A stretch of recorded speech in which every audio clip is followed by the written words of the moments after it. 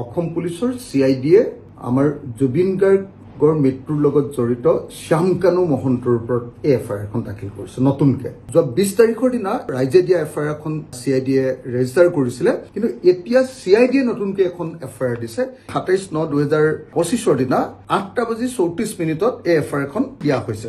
এই FIR এখন দিছে Asif Ahmed senior SP CID। আৰু এই FIR খনত সেকশন যিকিটা আছে, এই সেকশন কিটা আকৌ আগৰ জুবিন গাৰ্গৰ ওপৰত দিয়া যিখন FIR আছিলে তাতকে ডাঙৰহে সেকশন এইবিলাক। নতুনকে দিয়া যিখন এখন আকৌ এইটো জুবিন গাৰ্গৰ মৃত্যুৰ ওপৰত নহয়। এই FIR এখন দিছে শ্যামকানু মহন্তৰ অৰ্থনৈতিক কেলেংকাৰীৰ ওপৰতহে। ইয়াত সেকশন বিলাক কি আছে জানেনে? BNS বুলি কয়, আজিকালি ভাৰতীয় ন্যায় সংহিতা বুলি যিখন কয়, 316 সাবসেকশন 5, 336 সাবসেকশন 3, 337 সেকশন দিছে, 338 সেকশন দিছে, 339 সেকশন দিছে, 340 সাবসেকশন 2 দিছে, 341 সাবসেকশন 1 দিছে আৰু 342 সাবসেকশন 1 দিছে। তো ইন্টাৰেষ্টিংলি এইবিলাক হ'ল ক্ৰিমিনেল ব্ৰিচ অফ ট্ৰাষ্ট। এটুত আকৌ লাইফ জেল হয়। তেনেকুৱা লাইফ জেল আগৰ জুবিন গাৰ্গৰ মৃত্যুৰ গোচৰটোত অকল এটা সেকশনে আছে।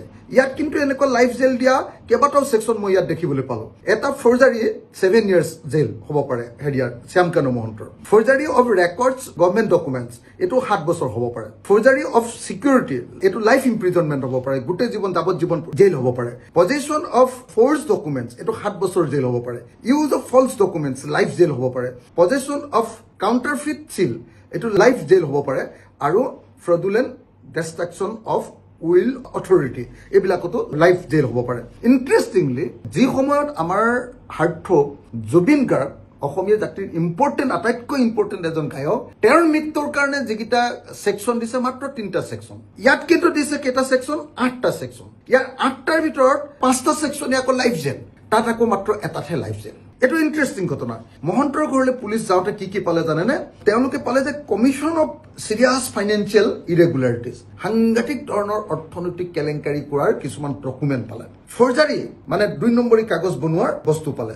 Use of fraudulent means for unlawful financial gain, বেআইনী কিছুমান ফাইনেন্সিয়েল লাভ উঠাবৰ কাৰণে কৰা একদম 2 নম্বৰী প্ৰবঞ্চনা কিছুমান পালে।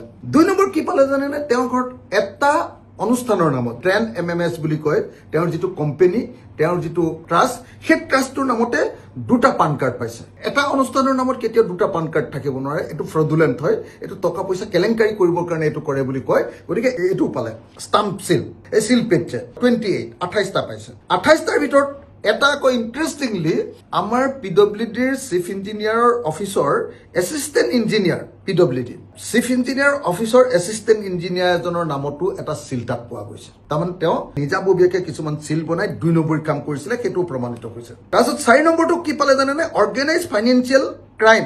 অৰ্গেনাইজ ফাইনেন্সিয়েল ক্ৰাইম কৰিবৰ কাৰণে কি কৰিছিলে? যিটোত prevention of money laundering act 2002, য'ৰ পৰা আমি জানো যে সাধাৰণতে কি হয়, EDয়ে যিবিলাক কেছ লয়, EDয়ে কেছ ল'ব পৰাৰ যোগ্যতা থকা এনেকুৱা বহুত কেলেংকাৰী, অৰ্থনৈতিক কেলেংকাৰী ডকুমেণ্ট পোৱা গৈছে বুলি কৈছে। আৰু এটা ইণ্টাৰেষ্টিং বস্তু যে যি সময়ত অসমৰ মুখ্যমন্ত্ৰীয়ে কৈ থাকিছিলে যে নাই তেওঁ একো সহায় কৰা নাই, দেখা গৈছে যে শ্যামকানু মহন্তই PMGSY ৰোডত কাম কৰাৰ, PMGSY ৰাস্তাৰ নিৰ্মাণ কৰাৰ ঠিকা লোৱাৰ কিছুমান ডকুমেণ্ট পোৱা গৈছে, অসমৰো আৰু অৰুণাচল প্ৰদেশৰো এইবিলাক ডকুমেণ্ট পোৱা গৈছে। আৰু এই গোটেই ডকুমেণ্ট বিলাকৰ পৰা এটা বস্তু প্ৰমাণিত হৈছে যে অৰ্থনৈতিক এটা ডাঙৰ কেলেংকাৰী শ্যামকানু মহন্তই কৰিছিলে বিজেপি চৰকাৰৰ দিনত। আপোনালোকে নিশ্চয় জানে যে সৰ্বানন্দ সোণোৱালৰ দিনত তেওঁ উত্থান আৰম্ভ হৈছিলে অৰ্থনৈতিকভাৱে। তাৰপিছত সেই উত্থানটো হিমন্ত বিশ্ব শৰ্মাৰ দিনত একদম আকাশ চুইছিলেগে, আৰু সেই গোটেই ডকুমেণ্ট বিলাক ইয়াত আছে। এতিয়া SP CIDয়ে কৈছে, আসিফ আহমেদে কৈছে যে এই বিষয়টো ডাঙৰ তদন্ত হ'ব লাগে, তাৰ কাৰণে তেওঁ আপোনাৰ ইতিমধ্যে তেওঁ FIR জাৰি কৰিছে। এতিয়া অসমৰ মুখ্যমন্ত্ৰীয়ে শ্যামকানু মহন্তৰ ওপৰত ED লগাব নে নাই? এই ফাইনেন্সিয়েল কেলেংকাৰীৰ ওপৰত ডাঙৰ এনকুৱাৰী হ'ব নে নাই? কাৰণ এই যিমানবিলাক সেকশন দিছে একদম সাংঘাতিক মাৰাত্মক সেকশন কিছুমান BNSৰ ভাৰতীয় ন্যায় সংহিতাৰ দিয়া হৈছে। আৰু এতিয়া অসমৰ মুখ্যমন্ত্ৰীয়ে একচুৱেলি শ্যামকানু মহন্তক প্ৰকৃত অৰ্থত শাস্তি দিব খোজে নে নোখোজে, এইটো EDক এই কেছ দিব নে নিদিয়ে, আৰু CBI জুবিন গাৰ্গৰ মৃত্যুৰ গোচৰটো দিব নে নিদিয়ে, এই গোটেই কথাকেইটাৰ ওপৰতেই অসমৰ মুখ্যমন্ত্ৰীৰ লগত বিজেপি চৰকাৰৰ লগত আচলতে শ্যামকানু মহন্তৰ সম্পৰ্ক আছে নে নাই প্ৰমাণিত হ'ব।